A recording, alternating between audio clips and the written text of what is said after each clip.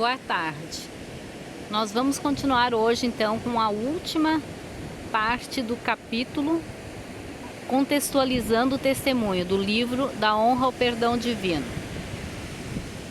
Numa cidade estranha, em certa ocasião, embriaguei-me enquanto tentava falar com meu namorado por telefone. Por fim, tomei um último copo de bebida alcoólica com calmantes e caí dura, como se costuma falar, na frente de meu filho de 11 anos. Ele, em desespero, telefonou para Lages, falando a seu tio: Dindo, me ajuda, a mãe está caída aqui. Não sei se viva ou morta. Conversa coloquial. Após aquele evento horroroso, por um milagre, consegui reverter a remoção em meu posto de trabalho, retornando à minha cidade de origem.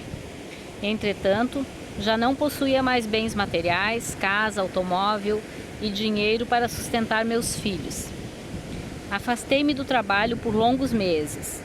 Outorguei uma procuração para meu irmão gerir minhas finanças.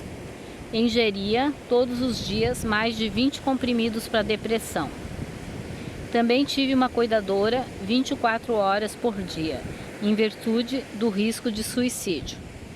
Só caiu a ficha do estado em que me encontrava quando saí com meu filho para tomar um sorvete e meu irmão me entregou R$10, dizendo que era o saldo de minhas finanças naquele mês.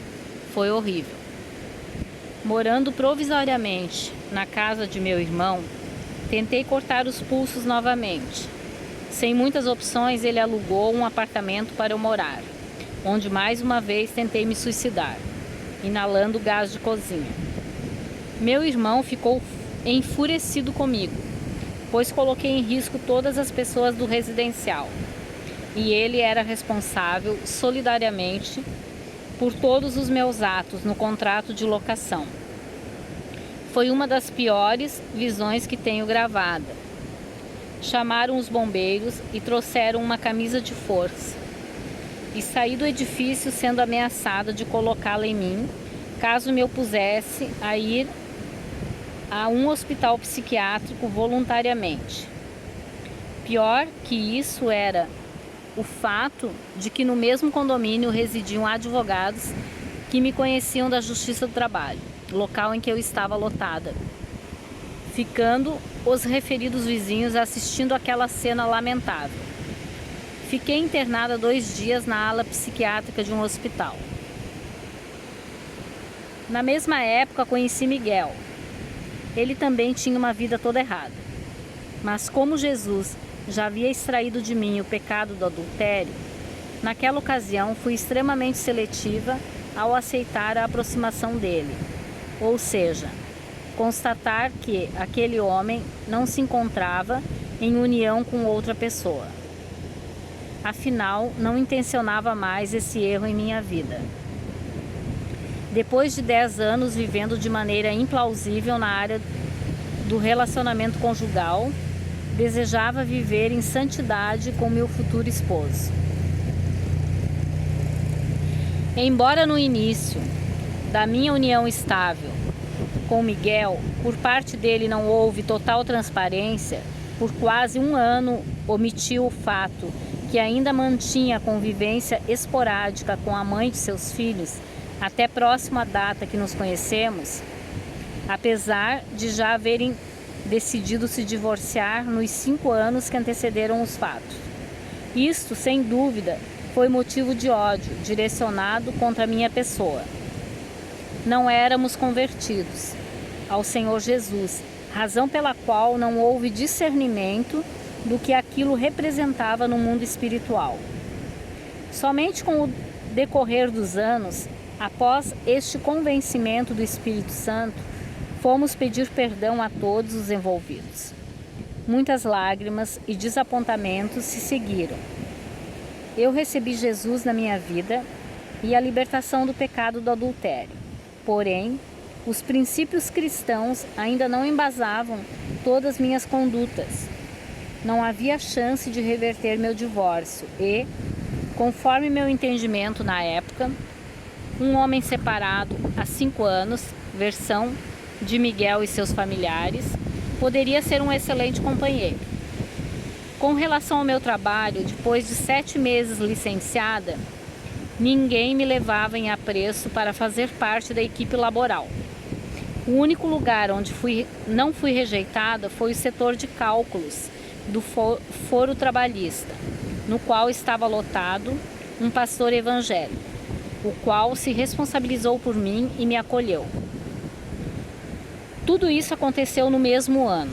Me separei, perdi tudo o que tinha, fui removida para trabalhar em outra cidade a meu próprio pedido, passei a tomar dezenas de remédios e retornei para minha localidade. Retomei minhas atividades laborais no final daquele ano.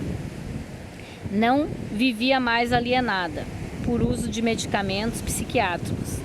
Conheci meu futuro esposo e recebi o amor de Jesus na minha vida. Graças a Deus, aceitei aquele convite da minha amiga para ir a uma reunião de oração, onde ela me apresentou Jesus, o Filho de Deus, o Onipotente que entregou o seu Filho primogênito por mim, assim como por todos nós que somos pecadores e não nos sentimos dignos de suas bênçãos. Era assim que me sentia, indigna, completamente suja, por ter passado por tantos homens, doente, física e mentalmente, abandonada, rejeitada, trocada, humilhada e adúltera. Quando conheci esse amor incondicional de Deus pela minha vida, enviando Jesus para morrer na cruz, salvando-me, tive diversos encontros com Ele. E, em um desses encontros divinos, perguntei quem havia trocado minhas fraldas, visto meus primeiros passos e meus primeiros sorrisos. E ele respondeu que eu tive a melhor presença naqueles períodos de solidão, assim como em todos os outros, quando me senti desamparada, a dele.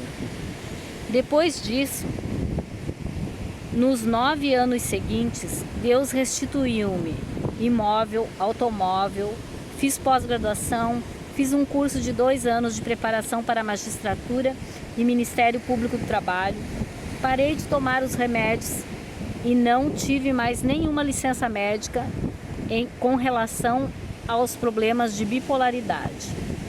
Em síntese, temos muitas coisas para aprender e sermos tratados por Deus.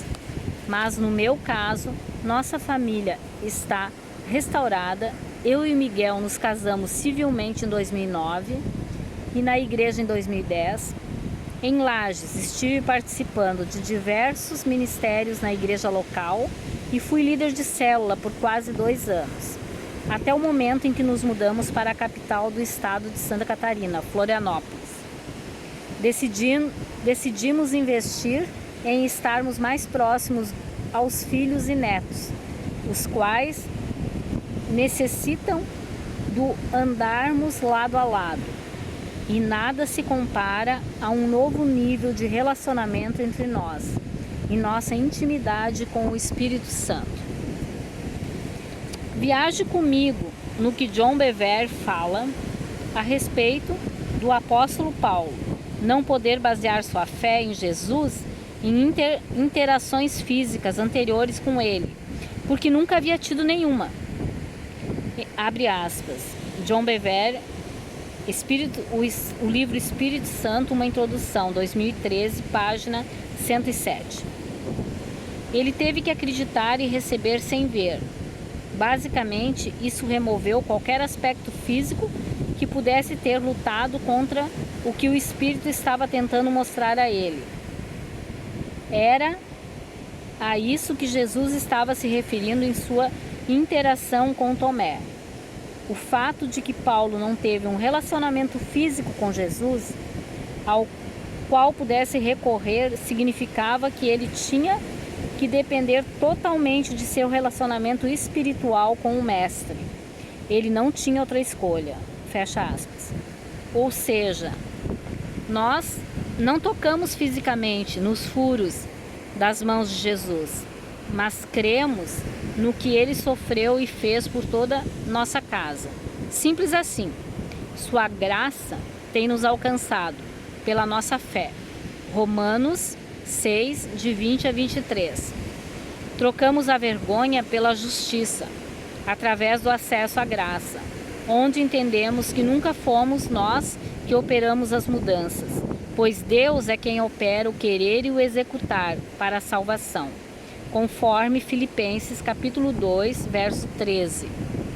Enfim, eu e meus filhos temos restaurado nosso relacionamento. Ambos congregamos há muitos anos em igreja local e ambos amam servir a Deus. Então esse é o final do capítulo contextualizando o testemunho. Amanhã a gente tem mais.